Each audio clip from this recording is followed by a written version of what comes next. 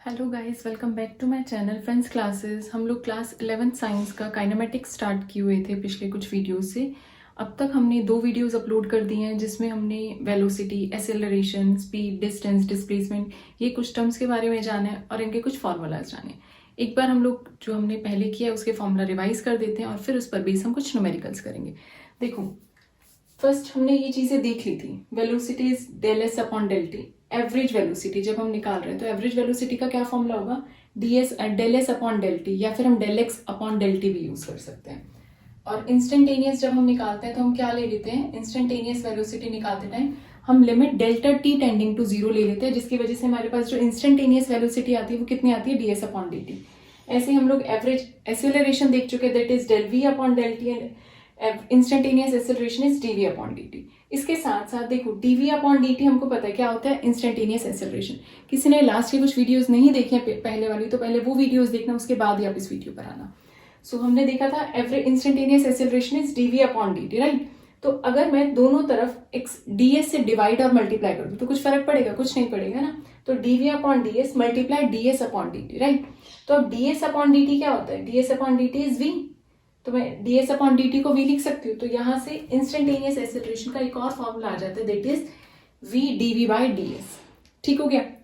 ये फॉर्मूला आपको लर्न होने चाहिए। A V is D S upon D T, A is D V upon D T, या फिर V D V by D S. और इसके साथ साथ एक और फॉर्मूला भी हमने देखा था, D square x by D T square. ये सब चीजें हम लोग लास्ट क्लास में देख कर आ चुके हैं। अब इस पर बेस्ड हम न्यूमेरिकल करेंगे। उसको करने से पहले आपको डिफरेंशिएशन और इंटीग्रेशन का पता होना चाहिए। तो डिफरेंशिएशन और इंटीग्रेशन आपका मैथ्स का पार्ट है जो आप ब्रॉडली मैथ्स में पढ़ोगे, बट इन क्वेश्चंस को सॉल्व करने के लिए आपको इनका यूज आना चाहिए, आपको पता होना चाहिए क्या फॉर्मूला होता है। तो हम थोड़ा सा बेसिक्स जान लेते हैं जिसके बेसिस पर आपके क्वेश्चन सॉल्व हो जाएंगे, राइट? सो डिफरेंशिएशन को हम लिख सकते हैं डी बाई डी एक्स और D by D T, where X T ये क्या डिनोट कर रहा है कि किसके रिस्पेक्ट में हमको डिफरेंशिएशन करना है।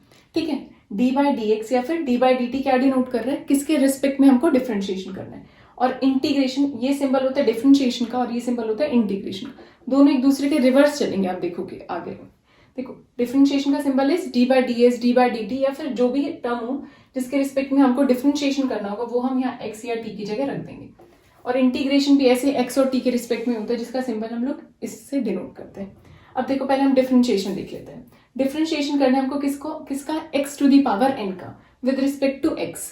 Differentiation with respect to X, तो जो ये टर्म विद रिस्पेक्ट होगी वो नीचे आ जाएगी, और जिसका करना होगा वो डी बाई डी एक्स के साथ ब्रैकेट में आ जाएगा।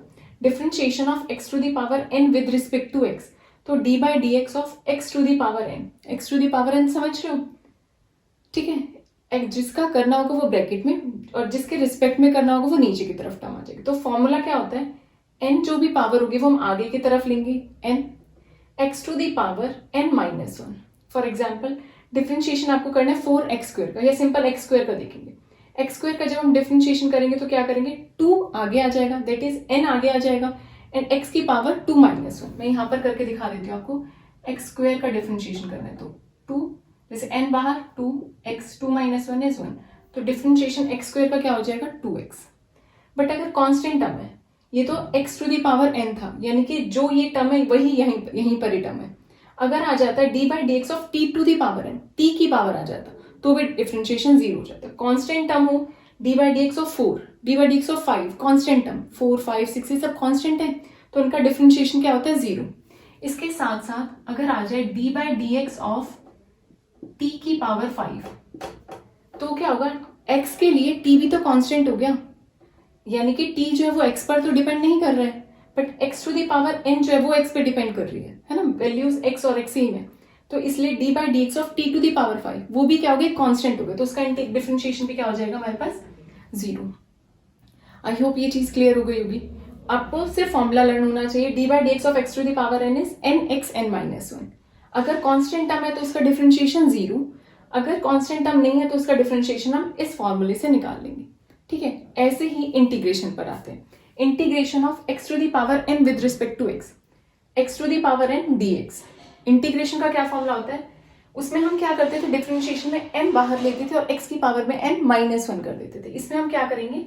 x to the power n plus one upon में n प्लस वन। यानी कि इंटीग्रेशन से टर्म्स इंक्रीज हो रही है, राइट, और डिफरेंशिएशन से टर्म डिक्रीज हो रही है। So x to the power n dx का इंटीग्रेशन क्या होगा, x to the power n plus one upon n plus one. For example अगर हम इंटीग्रेशन कर रहे हैं 4x स्क्वायर का, 4x स्क्वायर dx, तो इसका इंटीग्रेशन क्या हो जाएगा 4x, 4 तो कांस्टेंट हो गया ना, इसको हम बाहर निकाल लेंगे। अगर मल्टीप्लाई में है तो कांस्टेंट को हम बाहर निकाल लेंगे। Point to be noted, constant हमेशा जीरो, किस सेंस में मैं बोल रही हूँ, अगर मल्टीप्लाई में है कांस्टेंट, जैसे एक्स स्क्वायर के साथ 4 कांस्टेंट है जो कि मल्टीप्लाई में, तो इसको हम बाहर निकाल लेंगे, कॉमन ले लेंगे 4 बाहर, और एक्स स्क्वायर का इंटीग्रेशन करेंगे, that is X N plus one, 2 plus one upon N plus one, 2 plus one, 4x cube upon 3।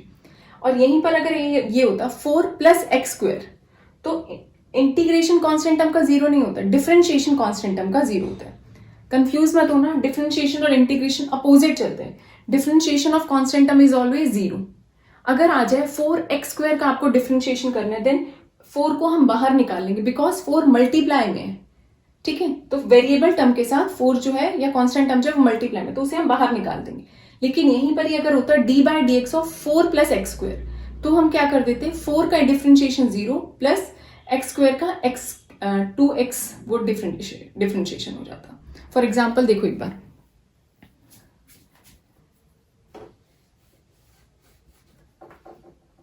हमें एक तो ये फॉर्मूला लर्न होना चाहिए, D by D X of X to the power N is D by D X of N X N minus one, ठीक है। अब देखो मैंने क्या करा, डिफरेंशिएशन कर रही हूँ 4x स्क्वायर का, तो वो क्या होगा 4 बाहर, x स्क्वायर का 2x। अगर मैं यहीं पर डिफरेंशिएशन अगर मुझे करना हो 4 प्लस एक्स स्क्वायर का, तो D by D X of 4 plus D by D X of x square. 4 का डिफरेंशिएशन कांस्टेंट टर्म है, अब कांस्टेंट के साथ कोई वेरिएबल मल्टीप्लाई में नहीं है, तो क्या हो जाएगा डिफरेंशिएशन 0 प्लस एक्स स्क्वायर का डिफरेंशिएशन इज 2x। कैसे करते हैं हम, 2 आगे, यानी कि जो भी n टर्म है n आगे, x n minus one, 2 minus one is 1, तो 2x स्क्वायर का डिफरेंशिएशन क्या हो जाएगा 2x, ठीक है। डिफरेंशिएशन का फॉर्मूला क्या होगा n x n minus one. बाकी और क्वेश्चंस करोगे थोड़ी सी चीजें और क्लियर हो जाएंगी। और इंटीग्रेशन में यही अगर 4x स्क्वायर की जगह मैं इंटीग्रेशन कर रही हूँ, integration of 4 plus X square with dx, तो इंटीग्रेशन फिर से वही स्प्लिट कर देंगे, 4dx plus integration of x square dx। अब 4 कांस्टेंट है, कांस्टेंट का डिफरेंशिएशन 0 होता है, इंटीग्रेशन 0 नहीं होता। इंटीग्रेशन के केस में हम क्या करते हैं, 4 बाहर dx का इंटीग्रेशन इज x। अगर यहाँ पर 4 का डिफरेंशिएशन किया तो 0 आ रहा है, लेकिन इंटीग्रेशन कर रहे हो तो 4x प्लस एक्स स्क्वायर का इंटीग्रेशन क्या होगा x n plus one, 2 plus one is 3 upon 3, तो 4x plus x cube upon 3, ठीक हो गया। इंटीग्रेशन के लिए ये फॉर्मूला लर्न कर लेना और डिफरेंशिएशन के लिए ये वाला, ठीक है। इन फॉर्मूला प्लस ये फॉर्मूला के साथ आपके सब न्यूमेरिकल सॉल्व हो जाएंगे। अब इसके साथ साथ एक चीज और आती है, इतना नोट कर लिया, डिफरेंशिएशन अगर ट्रिग्नोमेट्रिक टर्म का हो, ये बहुत बेसिक है, बाकी डिटेल में आप अपने मैथ्स में ही पढ़ोगे। अगर डिफरेंशिएशन कर रहे हैं हम लोग कॉस थीटा का, trigonometric term, cos theta sine theta, ये सारी चीजें तो पढ़कर आए हुए है ना 10th क्लास में। तो D by D X cos theta का डिफरेंशिएशन क्या होता है, माइनस साइन थीटा, और D by D X of sine theta का डिफरेंशिएशन क्या होता है, प्लस कॉस थीटा, ठीक है। और integration just opposite, cos theta का integration, cos theta D theta is sine theta, और साइन थीटा का इंटीग्रेशन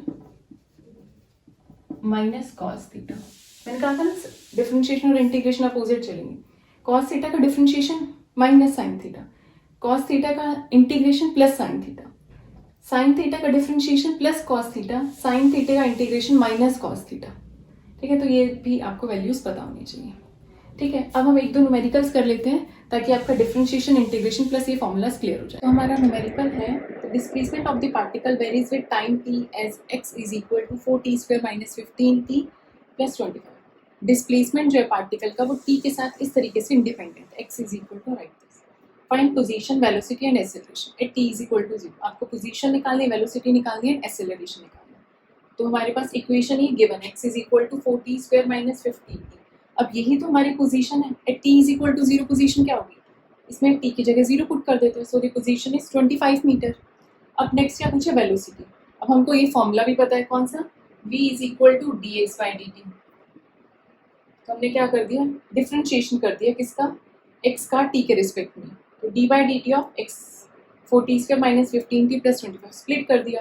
4t स्क्वायर का differentiation nx n minus 1 2t 1 यानी कि 2t टू द पावर 1, तो 4 टू जा 8 माइनस 15t का डिफ्रेंशिएशन कितना हो जाएगा, माइनस 15, बिकॉज t का integration sorry differentiation d by D T of t कैसे करेंगे हम लोग, यानी कि t की पावर 1 t 1 माइनस 1 है 0, किसी की पावर भी 0 इज 1, तो डिफ्रेंशिएशन t का कितना आ जाएगा 1, तो माइनस 15 प्लस कॉन्स्टेंट का डिफ्रेंशिएशन है 0, तो 8t minus 15 at t is equal to 0। Velocity क्या हो जाएगी वैल्यू, t की जगह 0 पुट कर देंगे तो वेलोसिटी कितना आ गया, माइनस 15 मीटर पर सेकेंड। नेक्स्ट, अगर हमको वेलोसिटी पता है तो हम एक्सेलरेशन निकाल सकते हैं, हमको एक्सेलरेशन का भी फॉर्मूला पता है, क्या होता है, is equal to D V by D T. फॉर्मूले लर्न होनी चाहिए, प्लस आपको डिफरेंशिएशन और इंटीग्रेशन करना आना चाहिए, बस उसके बाद इन क्वेश्चंस में बिल्कुल भी टाइम नहीं लगेगा। नेक्स्ट, v हमें गिवन है, हमको एक्सेलरेशन निकालना है, तो a is equal to D V by D T. 8t का डिफरेंशिएशन कितना हो जाएगा 8, बिकॉज t का हमने अभी देखा था 1, तो 8, एक्सेलरेशन की वैल्यू कितनी आ गई 8 मीटर पर सेकेंड स्क्वायर। ठीक हो गया। नेक्स्ट पूछा है हमसे, when will be the velocity of a particle become 0, velocity particle की 0 कब होगी। तो हमारे पास वेलोसिटी का क्या फॉर्मूला है, सॉरी वेलोसिटी की क्या इक्वेशन आई है, v is equal to 80 minus 15, है ना। तो क्या पूछा, वेलोसिटी 0 कब होगी, तो हमने क्या कर दिया, इसको 0 के इक्वल इक्वेट कर दिया, तो 80 माइनस 15 इज इक्वल टू 0 है, implies 80 is equal to 15, that implies t is equal to 15 by 8 second. जब इतना टाइम होगा तब वेलोसिटी जो होगी पार्टिकल की 0 हो जाएगी। ठीक हो गया। नेक्स्ट पूछा है, can we call motion of the particle as one with uniform motion. हम इस मोशन को यूनिफॉर्म मोशन कह सकते हैं, बताओ इस मोशन को हम यूनिफॉर्म मोशन कह सकते हैं या नहीं कह सकते। यूनिफॉर्म मोशन क्या होता है, जहाँ पर वेलोसिटी क्या रहे, कांस्टेंट रहे, यही होता है यूनिफॉर्म मोशन। अब देखो एक्सेलरेशन जो है वो टाइम पर डिपेंड ही नहीं कर रहा है, एक्सेलरेशन हमारा इतना ही आ रहा है 1 मीटर पर सेकेंड स्क्वायर, ये राइट है ना, एक्सेलरेशन इतना ही आ रहा है, टाइम पर डिपेंड ही नहीं कर रहा है एक्सेलरेशन। जब एक्सेलरेशन टाइम पर डिपेंड नहीं कर रहा है यानी कि वो कांस्टेंट रहता है, तो क्या हो गया, ये जो मोशन है वो कैसा हो गया, यूनिफॉर्म मोशन। ठीक हो गया। इसी तरीके से हम लोग काफी न्यूमेरिकल्स कर सकते हैं। एक न्यूमेरिकल मैं आपको देती हूँ, ट्राई कर लूँ।